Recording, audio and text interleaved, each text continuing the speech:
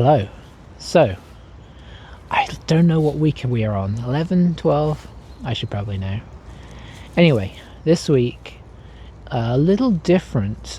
What we're going to do is, hopefully, assuming all goes well tomorrow, is we are going to be recording a little bit of behind the scenes of a photo shoot we're doing in these very woods, using these very daffodils as background, because as you can see, we're just inside the entrance of Liftholt, and the daffodils in here have just gone nuts. Unsurprisingly, I guess this is daffodil country, but I saw what was happening and I suddenly thought to myself, this feels like an opportunity to do a really cool photo shoot in the woods, use that carpet of yellow as a bit of background. So that's what I'm doing. Assuming all goes well, I've just come down today to scout it and see the best places in the woods. Obviously, the fact that this is all right here just in front of the gate is excellent, because that means if nothing else, we've got a position sorted here. But I am going to wander around and have a little look, see where else they're popping up, because they've popped up in a lot more places than they had the other day. I know there's a bunch, obviously, that I keep showing over in Rita Woodoo. Before we move on though, I feel like I should address the little microphones. Now normally you'll have seen I have them here in a very weird way, one on each side. And the reason I'm using the two is they actually work in stereo. And so even though my voice is being picked up, sorry, I hope that wind isn't affecting things too much.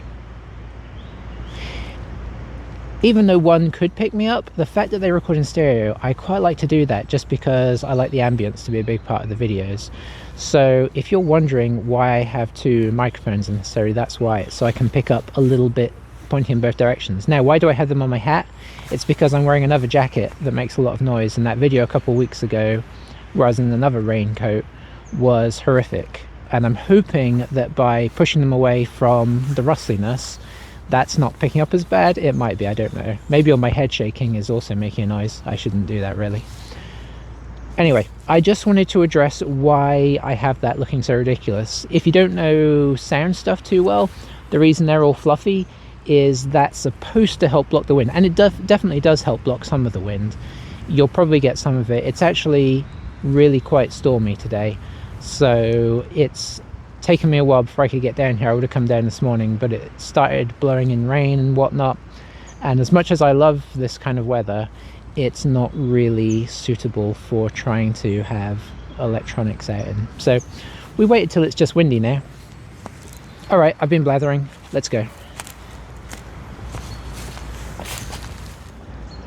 So there's a slightly higher view. You can see the gate over here on the way in, and then just daffodils carpeting all the way across. Let's go see if we can find some more. We're just a little further on around the corner now, and you can see there's some in the foreground now, but what's crazy is towards the back of the woods, or the edges of the woods, can you see all the way back there? There is so many lurking. Sorry, that's not a great picture at all, but you can see the little yellow blobs at least. All the way down the sides, daffodils. It's madness. Just down the side here, I've darkened the picture a little bit to help see. The primroses have really come out too. You can just lots and lots and lots of them. I don't think we'll try and use them in the pictures because they are harder to notice. With the naked eye you can see them, but I think when I try and get the camera on them, you won't really be able to see them that well. But still nice that they're all out and looking very happy. Now, if you don't recognize it, this is a little area down by the fallen tree that I keep coming to because the daffodils are so nice down here. I think this will be really nice. I can imagine the model sitting right in front of this tree, right in the middle of the daffodils. That's going to make some really nice shots, so I will try and encourage us down here if I can. It's all started raining again there. Hopefully tomorrow we don't have too much of this because it's on and off a bit today. But yeah, daffodils still looking as great as ever down here. I think due to the inaccessibility and the wetness of the ground right now, I don't think we'll use it, but I could imagine a really nice shot model just sat on the bank over here. I say bank like this is a proper waterway. This is just where the fallen tree water was. You can see it's gone down a ton. Actually it has, because it was up over this path. Yeah, it's crazy how much it has gone down. But yeah, that would be nice, but I suspect we won't use it just for trying not to ruin outfits. We looked at this tree last week and probably can't tell that easily because of the white sky, but the little white buds are really beginning to pop, so I think maybe by next week's video, week after, this should be very white looking. Lots of blooms. We'll see. Back at the gap at Christmas Tree Row, I'll do the traditional tilt round so you can see where I've come from. Very daffodilly down here as well, and that just feels like a nice framing, doesn't it, for somebody wandering up through that. So whether we'll get back here tomorrow, I do not know, but it certainly has promise. A bit more dense that way, but still plenty of daffodils. Hopefully you can tell, it is wild and woolly out here. The rain has started coming back down just over somewhere near the chimney, and yeah, I hope you can hear me okay. I've realized that the downside to this on the hat setup is when I put my hood up, they're under the hood, so this will maybe all muffled and whatnot, but fingers crossed it's at least usable. If not, maybe this will just be a voiceover. But anyway, you can get a feel for just how, I mean, one could say nasty. I love this weather, but for recording, not ideal really. I'm gonna have to put my camera away because it's getting quite wet. Alright, so this is the next day. I'm going to be narrating all of this because I obviously was concentrating on taking pictures. We've got our model Elizabeth there, who is an amazing model. Don't have to really say a whole lot, she just knows exactly what to do. And we'll show pictures, a few examples of what we got, just so you get kind of a feel. Started off actually being a really nice day, and I thought, okay, we're going to do well here. Obviously, I recorded this for some reason the wrong way, so hey-ho. But yeah, it was, the clouds were rolling over and the weather conditions were changing faster than I was prepared for. It suddenly, out of nowhere, started raining, and we sort of looked up and it was just grey skies.